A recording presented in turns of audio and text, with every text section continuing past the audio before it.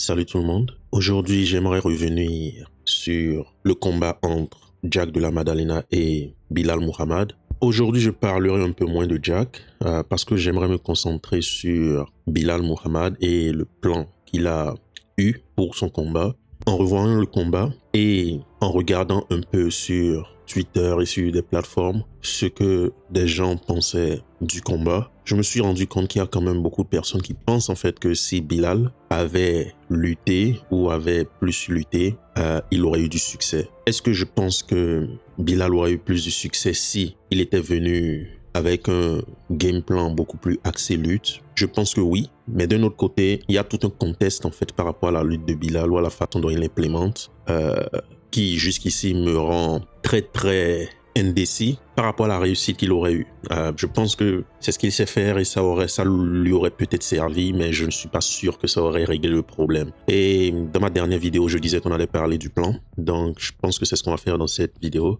Donc pour directement commencer, il y a beaucoup de personnes qui pensent que Bilal aurait eu du succès si il s'était orienté plus lutte, mais moi je pense en fait que la façon dont Jack est et ce que Bilal fait aurait créé des problèmes à Bilal. Et pour les séquences de lutte ou de tentatives de takedown qu'on a eu, très vite, on s'est rendu compte que Bilal n'y arrivait pas.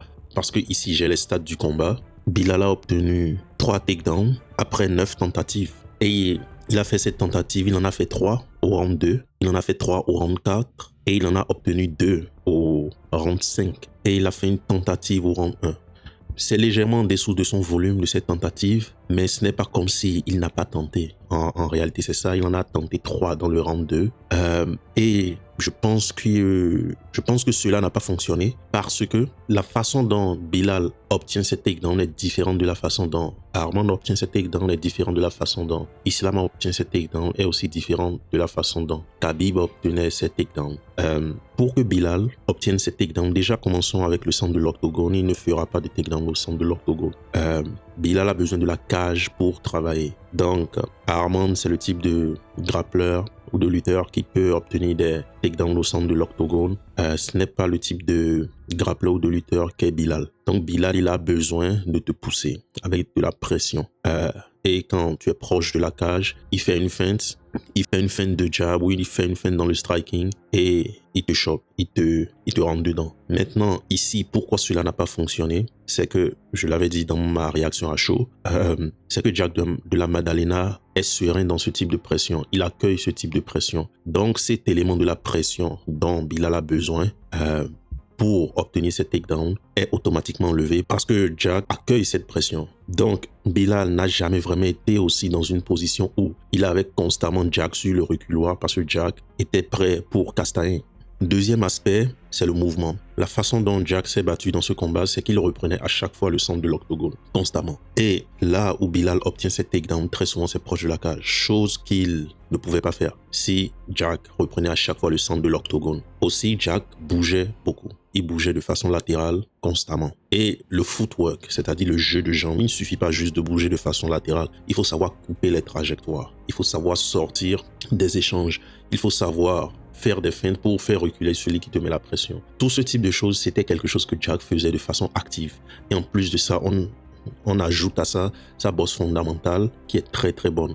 Maintenant, Bilal, pour qu'il aille au rein, il faut que la garde soit très haute. Et moi, en regardant ce que j'ai vu, c'est que oui, Jack avait très souvent une garde très haute, mais dès qu'il avait des échanges ou dès qu'il était à une distance où il sentait que Bilal pouvait lui rentrer dedans, sa garde baissait. Il baissait ses mains et le montrait à Bilal. Et aussi, dès le premier round, il a juste montré des choses à Bilal. Il a montré à Bilal le genou. Une feinte, ça ne sert pas à grand chose, mais tu lui envoies le message et le genou peut être là pendant les 5 rounds. Il a fait tout ça dès le premier round. Il a aussi montré, mais il avait une façon de, avec ses poings, avec sa garde haute, de baisser et d'être juste à la distance de lutte et d'utiliser ses avant-bras en fait pour bloquer. Oui, on peut dire que c'est un frame, mais bon, à mon avis, ce n'est pas exactement un frame, mais bon, je verrai plus tard un peu plus. Donc, d'un point de vue du mouvement, des feintes, des menaces, Jack de la Maddalena était aussi présent.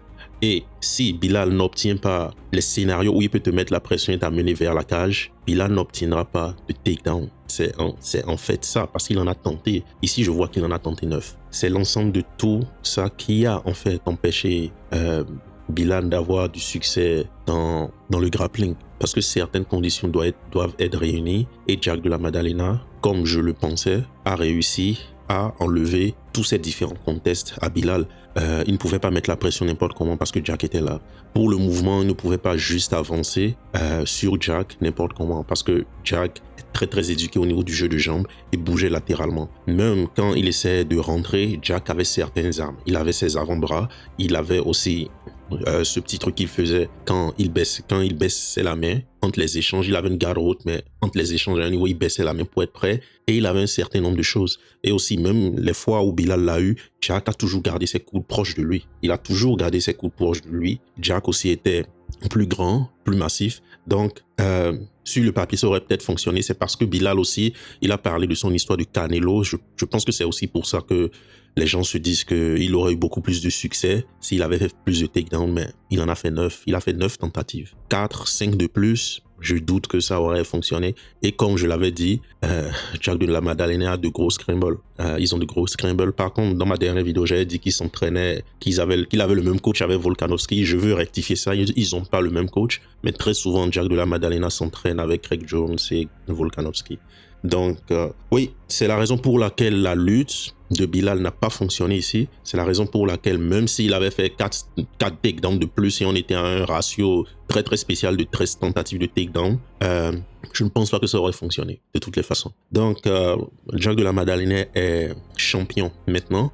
Maintenant, il va probablement affronter Islam Makhachev. On verra ce que ce combat donnera.